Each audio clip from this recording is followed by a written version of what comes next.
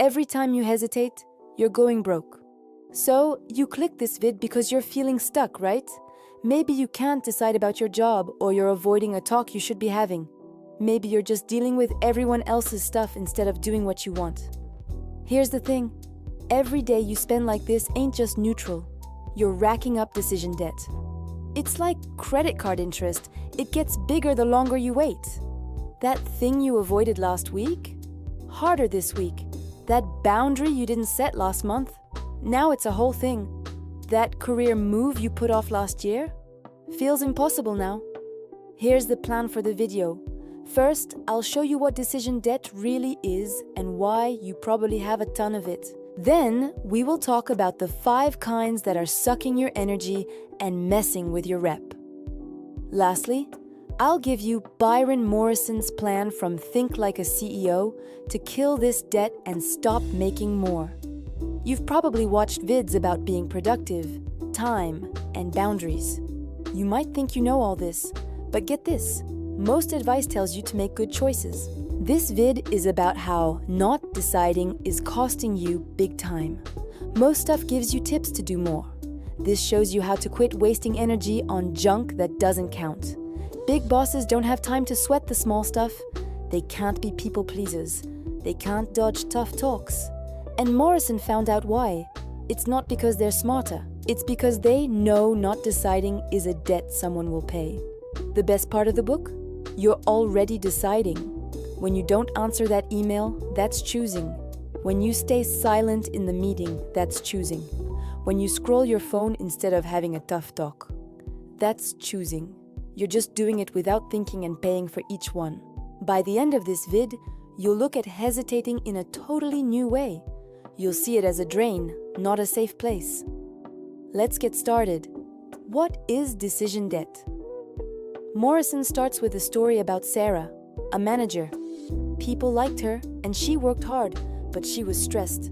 She dealt with the same problems all the time. People asked her stuff she'd already told them.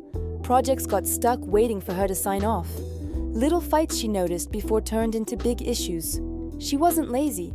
She was swamped in decision debt. Here's what it is. Decision debt is what it costs you when you don't make choices. Think of it like this. You know you need to talk to someone on your team about their work. It's not good. You noticed it a month ago, but you say you'll wait for the right time. You'll see if they get better. You don't want to bum them out. Week 1. You're a bit annoyed. You see the problem, but it's okay. Week 2. Now you're trying to fix it. You're redoing their work. Your own stuff is late. Week 3. Others see it. They wonder why you aren't on it. They start doing less themselves. Week 4. They mess up big time. Now you don't just need a friendly talk, you need to yell at them. It's harder. There's more at risk. They trust you less. That's decision debt getting worse. Morrison says people think this is just laziness, but laziness is about not doing stuff. Decision debt is about not choosing. And here's why it's worse. When you're lazy, you know you are. When you rack up decision debt, you tell yourself you're thinking it through, or waiting for info, or keeping your options open. Really? You're going broke while pretending to watch your money. Here's how to tell. Think about it. How many things do you know need to change right now, but you haven't decided what to do? How many people are you letting get away with stuff you said you wouldn't? How many projects are you waiting to see what happens instead of deciding? Each one is costing you energy, your rep, and how you feel about yourself. Morrison says big bosses can't have decision debt because it hurts their business.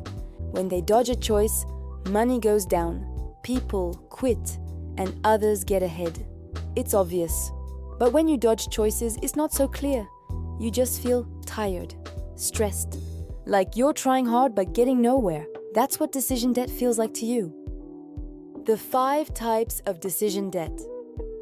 Morrison puts decision debt into 5 boxes. Once you see them, you'll see them all the time. Type 1. Boundary debt. This is what you get when you don't set limits. Someone asks you to do extra work. You know you can't. You know you'll hate it and probably do bad work. But you say yes, because saying no feels hard right now. You just got peace now by making stress later.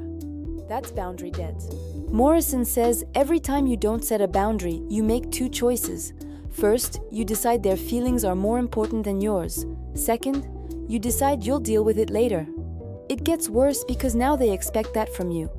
The next time they ask, saying no is harder because you already said yes. You've shown them your boundaries don't matter. For example, you have a coworker who texts you after work. The first time, you answer because it seems important. It wasn't. But now they know you're always on. 2 months later, you're getting text every night and you hate it. But now it feels too weird to start boundaries now. That weird feeling? That's the boundary debt. Morrison says to pay the little cost now or the big cost later. Saying I don't do work texts after 6 p.m. is one awkward moment. Not saying it is months of hating your life and people thinking you have no boundaries. Big bosses get this. They set boundaries early because they know that fuzzy boundaries make fuzzy expectations, and that makes fights. Type 2, clarity debt. This is when you don't say what success looks like, what you want, or what the problem is. You're in a relationship that feels wrong, but you don't say what's up. You just know you aren't happy. So you stay in this haze, hoping it gets better. Every day in the haze is clarity debt, or at work. You don't know what your job really is. You're doing stuff that might not be your job, but no one has said whose it is. Instead of talking about it, you just do it and get mad. Morrison says clarity debt costs a lot because it keeps you from fixing the problem. You're fighting shadows. You can't fix what you won't name. Here's how you know. You say, I just need to figure it out, or it's hard, or I'm working on it. That means you're not deciding. The cost? Every day you aren't clear is a day you can't move on. And it spreads. When you're not clear, no one else is. Your team doesn't know what you want. Your partner doesn't know what you need. Your friends don't know how to help. Morrison says to say these sentences. The real problem is, what I want is, success looks like. If you can't, you're in clarity debt. The only way out is to decide, even if you're wrong. A wrong answer is better than none. Type 3, conflict debt. You know that talk you need to have, the one you've been dodging? That's conflict debt. Someone broke your trust. Someone isn't doing their share. Someone hurt you. Instead of dealing with it, you've decided to get around it. Morrison says conflict debt is bad because it hurts everyone. Here's a story. 2 people on a team are fighting. They don't say it. Now every meeting is weird. Others have to be careful. Projects get late because they won't talk. Info gets lost. The team does worse. One fight made debt for 8 people. Morrison says people dodge fights because they think it will make things worse. But really, it gets worse. The longer you wait, the worse it gets. The cost of a talk today, 20 minutes of feeling bad. The cost in 3 months, a broken relationship, people thinking you dodge problems, and everyone knowing you won't deal with things. Big bosses know this. When their team fights, they fix it fast. Not because they want to yell, but because little fights are cheap and big fights are expensive. Morrison's plan, name it, frame it, claim it, name it, we are tense about the project. Frame it. I think it's because we want different things, not because anyone is wrong. Claim it. I want to fix this because I like working with you. What's missing? Blame, excuses, dodging. Just saying what's up and what you want. Type 4, standard debt. This is when you let people do stuff that's not very good. You have standards. You know what good work is. You know what kind talk is. You know what being honest is. But you started taking less. Maybe you were tired. Maybe everyone else was okay with it. Maybe it felt hard to complain. Every time you let it slide, you're making standard debt. Morrison tells a story about a boss who noticed meetings started 5 minutes late. It's small, right? But he knew it would get worse. So he talked about it. Not mad, but clear. We start on time. If you're late, we start without you. 3 weeks later, right on time. When you get standard debt, your standards get unclear. People don't know what you want. You say quality matters, but you say yes to bad work. You say respect is key, but you let people be bad to each other. The cost? You stop trusting yourself because you've shown yourself your standards are useless. Morrison says to start enforcing one standard. Pick one area and make it key again. You aren't being hard when you enforce a standard. You're being clear. It's hard when your standards change all the time. It's clear when everyone knows what you want. Type 5, identity debt. This is the worst kind of decision debt. Identity debt is when you aren't yourself anymore. You're the one who always says yes, even if you're tired. You're the reliable one, even if it's holding you back. You're the nice one, even if people use you. Morrison says people don't know they have this because we think our coping stuff is who we are. Here's how it works. You learned what to do to make it. Maybe being good kept you safe as a kid. Maybe being funny got you friends. Maybe being chill made you useful. It worked. So you did it. You started thinking, this is me. But here's the problem. Who you had to be at 15 might not be who you need to be now. Every day you act like that person, you get identity debt. The cost? You're tired, hate it, and feel like you aren't getting what you want. Morrison asks, who would you be if you weren't trying to be who you should be? It's eye-opening because we live between who we are and who we think we should be. We call it being professional, but it's usually debt. The fix. Decide to do one thing the old you wouldn't do. Not to yell, not to show off, just to see if that identity is real or not. The CEO plan for killing. Decision debt. Morrison's plan is based on 3 things big bosses do. Principle 1. Decide quick, fix quick. Most people think good choices take time. Big bosses know speed is better than being perfect.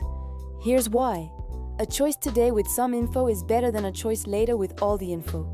Waiting is more costly than being a bit wrong. Morrison says to choose, do it, and see. If it's wrong, you'll know fast and can fix it. But if you wait, it gets worse. Set a time. I will choose by Friday. Not think about it. Decide. Keep to that time.